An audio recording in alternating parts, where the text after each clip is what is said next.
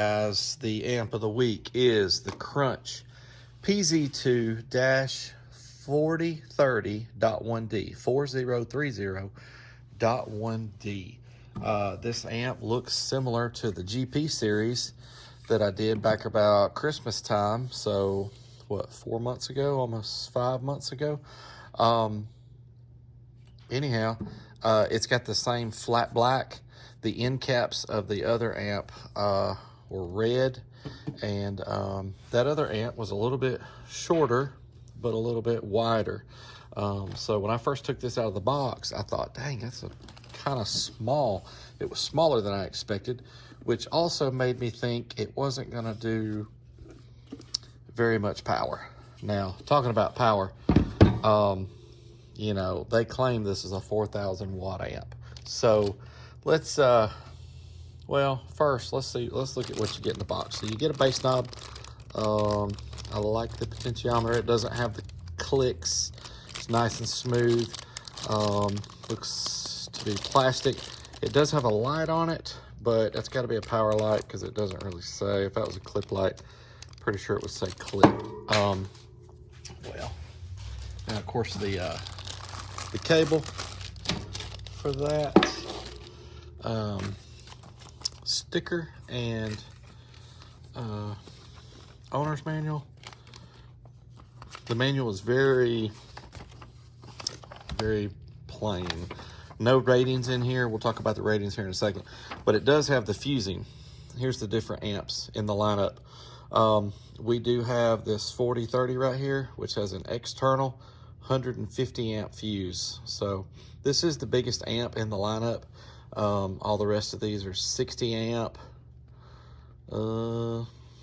Yeah, there's a 40 amp on the low side there, I guess, up to 150, and we got the only amp that has a 150 amp fuse. But just some stuff here about how to hook it up and all that good stuff. But here's the amps in the lineup. These are all PZ2s, Power Zone 2. I guess there was a first generation Power Zone. I'm not real sure. I'm not familiar with that, but that's what the PZ stands for, Power Zone 2. .1Ds for all of these first four. There's a 0.2. That should be a 2-channel. Over here's a 2-channel, 2-channel, 4-channel, 4-channel, and a 5-channel. And again, we've got this one here, PZ4030.1D. Anyhow, pretty simple. It does have some wiring here on how to wire up, you know, different subs. Get your sticker so you can show off what brand you're representing. Goodness, I'm dropping everything today. All right, let's get to these ratings. They're on the box. It's the same ratings that are online, and I didn't find any other ratings anywhere. And pretty sure these are max ratings.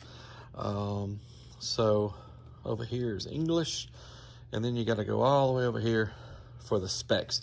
But what it is basically, let me zoom in. It's 1,000 watts at 4 ohms, 2,000 watts at 2 ohms, and 4,000 watts at 1 ohm. Make sure you check out my dyno video. We're gonna find out if it will really do that or not. That seems to be a whole lot of power for such a small amp. I will say this. This is an upgrade from the GP series. First, I'll show you right here. Here's one reason why. It does have screw down terminals.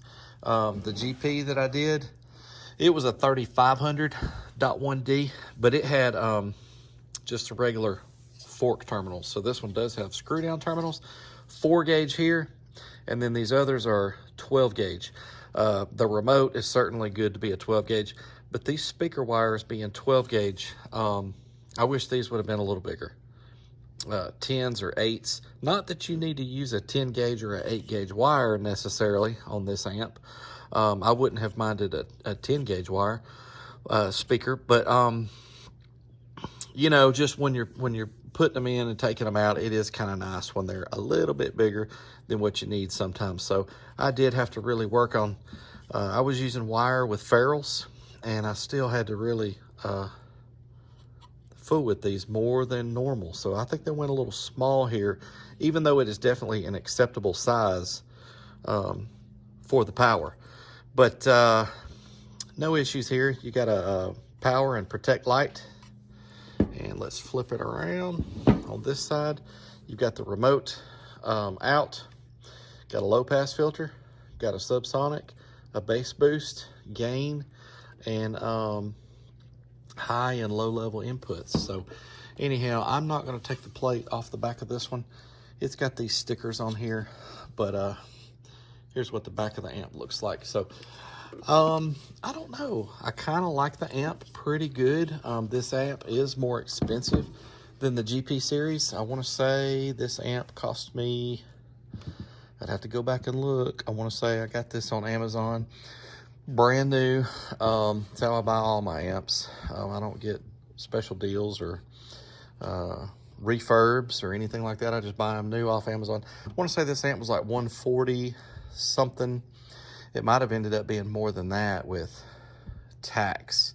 So it is a little bit higher than some of the other amps that I test, especially for this type of amp. So I paid a little bit more than normal probably, and I just wanted to see if it was going to wind up being worth it. So like I said, I can tell this is an upgrade from the GP series. So anyhow, quick crunch story if I haven't told this one already.